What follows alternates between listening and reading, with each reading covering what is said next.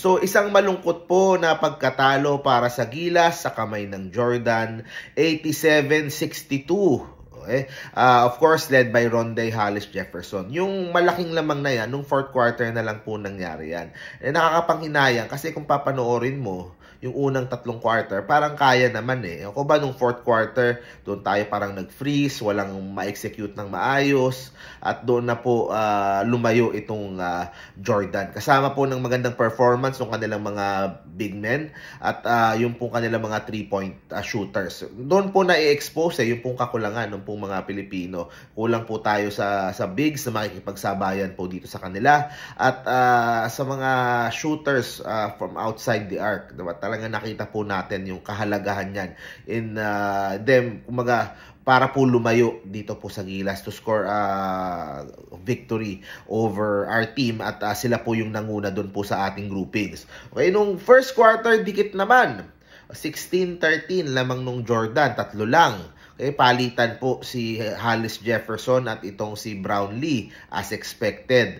O tapos nagpakita din naman si Junmar, si Scotty, si CJ. So maganda naman yung pinapakita noon. Nung second quarter, doon po nagsimulang humina ito pong Gilas at lumamang itong Jordan. So nung during halftime, 42-29.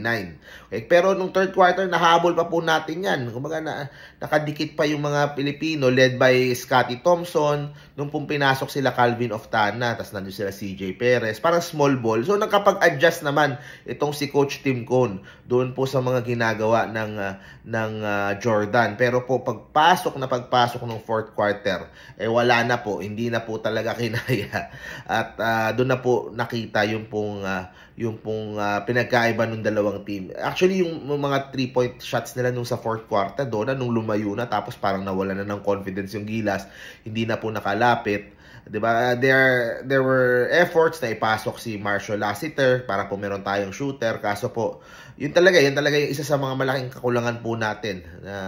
Yung mga shooter na talagang maaasahan for consistent na shots for 3 points during the game. So, nakakalungkot. So, anong mangyayari ngayon sa Gilas? So, pasok pa rin naman po tayo sa next round.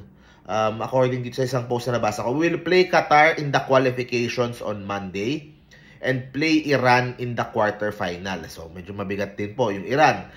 Kung nanalo sana tayo, automatic advance na po sana sa quarterfinals. At makakalaban natin, Saudi versus either Hong Kong o Chinese Taipei o Mongolia. Mas madali po sana yung road po natin papunta po sa medalya. Pero ngayon po, mas malayo po at mas sumira po yung ating daan. Kaya kailangan nating yung Qatar, tingnan mo, kakayanin naman po natin yan.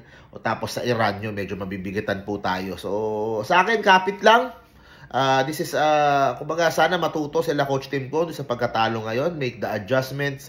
And kasi parang ang timeline na nung pang-apat na quarter sinisagawa na nga sila ni Coach Tim Cone, pero talagang hindi sila makasabay dito sa Jordan team. And si Ronde, ibang klase talaga, ang lakas talaga. Kung mga nadadala niya yung buong team, ang hirap pigilan sa opensa, tapos now-open pa yung mga teammates niya pag pumapasok or pag dino-double team ito sa Ronde. Pero yun nga po, si Brownlee medyo inalat na nung fourth quarter at hindi na po nakasabay.